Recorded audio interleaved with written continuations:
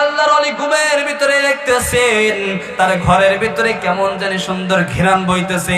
ঘুমের ভিতরে হঠাৎ করে দেখেন মাথার ভিতরে একটা পাগড়িওয়ালা, মাথার ভিতরে একটা পাগড়িওয়ালা, সাথে দুইজন আছে, আরো দুইজন পাগড়িওয়ালা, তিনজন একত্র হইয়া তার ঘরের ভিতরে এসে বলতেছেন, ও গজনবী,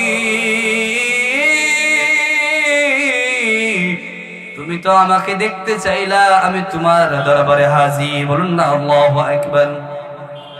এইবার গজনবী রাহমাতুল্লাহি আলাইহি বলতেছেন, আপনি কে? আপনাকে চিনলাম না।